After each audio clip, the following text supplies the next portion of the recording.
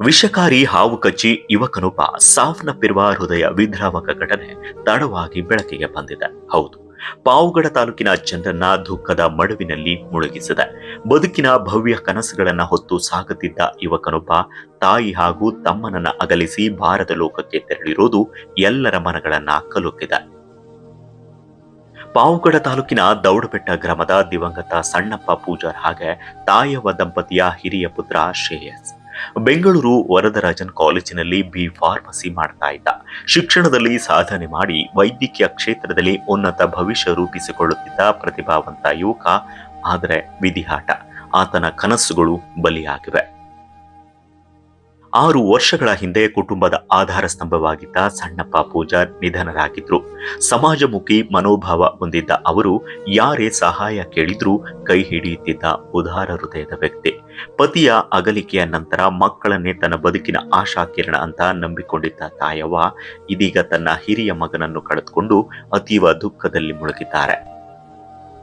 ಈ ಒಂದು ಘಟನೆಯನ್ನ ಗಮನಿಸೋದಾದ್ರೆ, ಮೇ 24ನೇ ತಾರೀಕು ಕಾಲೇಜಿಗೆ ರಜೆ ಇದ್ದ ಕಾರಣ ಊರಿಗೆ ಬಂದಿದ್ದ ಶ್ರೇಯಸ್ ಹೊಲದಲ್ಲಿ ತೆಂಗಿನ ಗರಿಗಳನ್ನ ತೆಗೆಯುವ ವೇಳೆ ವಿಷಕಾರಿ ಹಾವಿನ ಕಡಿತಕ್ಕೆ ಒಳಗಾಗಿದ್ದಾನೆ. ತಾಯಿ, ತಾಯವ್ವ ಹಾಗೂ ಕುಟುಂಬದವರು ಕೂಡಲೇ ಪಾವುಗಳ ಸರ್ಕಾರಿ ಆಸ್ಪತ್ರೆಗೆ ಕರೆದುಕೊಂಡು ಹೋಗಿದ್ದಾರೆ. ಆದರೆ ಅಲ್ಲಿನ ತುರ್ತು ಚಿಕಿತ್ಸಾ ವ್ಯವಸ್ಥೆ ಸಮರ್ಪಕವಾಗಿರಲಿಲ್ಲ ಎಂಬ ಆರೋಪಗಳು ಕೇಳಿ ಬರ್ತಾ ಇದೆ. ಕುಟುಂಬದವರ ಪ್ರಕಾರ ಆರಂಭಿಕ ಚಿಕಿತ್ಸೆ ತರಾತುರಿಯಲ್ಲಿ ನೀಡಿದ ಬಳಿಕ ಹೆಚ್ಚಿನ ಚಿಕಿತ್ಸೆಗೆ ಅಂತ ತುಮಕೂರಿಗೆ ಕಳುಹಿಸುವ ನಿರ್ಧಾರ ಮಾಡಿದ್ರು. ಆಂಬ್ಯುಲೆನ್ಸ್ ಸೌಲಭ್ಯ ಲಭ್ಯವಾಗಿಲ್ಲ ಎನ್ನಲಾಗಿದೆ. ಹೇಗೋ ಹೋರಾಟ ಮಾಡಿ ವ್ಯವಸ್ಥೆ ಮಾಡಲಾಯಿತು. ಇಂತಹ ತುರ್ತು ವೇಳೆ ಓರ್ವ ನರ್ಸನ್ನಾದ್ರೂ ಜೊತೆಯಲ್ಲಿ ಇರಬೇಕಾಗಿತ್ತು. ಅವರು ಕೂಡ ಇರ್ಲಿಲ್ವಂತೆ.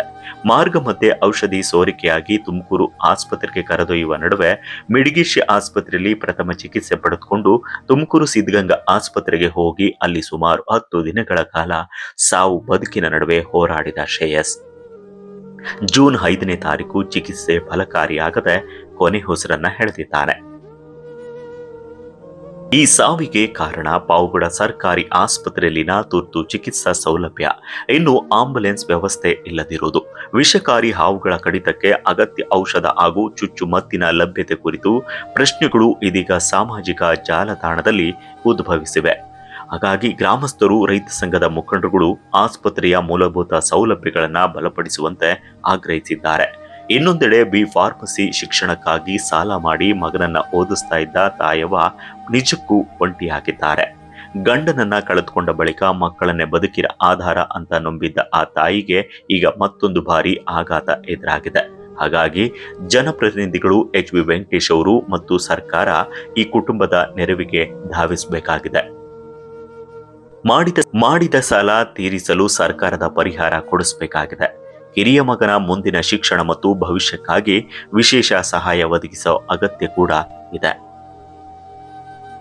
Naveen Kilarlahalli, lead news, Pavagada. ಸರಿಯಾದ ಸಿಬ್ಬಂದಿಗಳು ಇಲ್ಲ, ಆಂಬುಲೆನ್ಸ್ ವ್ಯವಸ್ಥೆ ಇಲ್ಲ. ತುರ್ತು ಪರಿಸ್ಥಿತಿಗೆ ಆಂಬುಲೆನ್ಸ್ ಏನಾದ್ರು ನಾವು ಕರೆ ಮಾಡಿದ್ರೆ ನಾವು ಅಲ್ಲಿದ್ದೀವಿ ಇಲ್ಲಿದ್ದೀವಿ ಅಂತ ಹೇಳ್ತಾರೆ. ಇಂತ ಚಿಕ್ಕ ವಯಸ್ಸಿನಲ್ಲಿ ಈ ರೀತಿ ಸಾವುಗಳನ್ನ ಬರ್ತಾ ಇದ್ರೆ ಅವ್ರಿಗೆ ಆಧಾರ ಸ್ತಂಭವಾಗಿ, ಆ ಕುಟುಂಬಕ್ಕೆ ಆಧಾರ ಸ್ತಂಭವಾಗಿ ಇಲ್ಲಿ ಬಹಳ ತುಂಬಾ ತೊಂದರೆಗೀಡಾಗಿದೆ. ಆದಷ್ಟು ಬೇಗ ಯಾರು ಆಡಳಿತ ನಡೆಸ್ತಿದ್ದಾರೆ, ಅಧಿಕಾರಿಗಳಾಗಿರ್ಬೋದು, ಜನಪ್ರತಿನಿಧಿ ಅನ್ನಿಸ್ಕೊಂಡಿರೋರು, ದಯವಿಟ್ಟು ಆ ಕುಟುಂಬಕ್ಕೆ ಹೋಗಿ ಆ ಕುಟುಂಬದ ಜೊತೆ ನಿಂತು ಆ ಕುಟುಂಬಕ್ಕೆ ಧೈರ್ಯ ತುಂಬುವಂತ ಕೆಲಸನ ನಮ್ಮ ತಾಲೂಕು ಶಾಸಕರಾಗಿರ್ಬೋದು ಅಥವಾ ವೈದ್ಯಕೀಯ ಮಂಡಳಿ ಅಥವಾ ಕೃಷಿ ಇಲಾಖೆ ವತಿಯಿಂದ ಹುಡುಗಿಗೆ ರೈತರ ಮಕ್ಕಳಿಗೆ ಏನು ಸೌಲಭ್ಯ ಬರುತ್ತೆ, ಕೊನೆ ಪಕ್ಷದಾಗಿ ಜೀವ ಉಳಿಸ್ಕೊಳ್ಳಕ್ಕಾಗಿಲ್ಲ ಒಂದು ಬದುಕಂತ ತಂದೆ ತಾಯಿಗೆ ಆಸರೆ ಆಗುವಂತ ಏನಾದ್ರೂ ಒಂದಿಷ್ಟು ಸರ್ಕಾರದಿಂದ ಅನುದಾನಗಳ ಕೊಡಿಸಿ ಆ ಕುಟುಂಬನ ಉಳಿಸಿ ಅಂತ ನಾವು ಆಗ್ರಹ ಮಾಡ್ತಾ ಇದೀವಿ. ಈ ರೀತಿ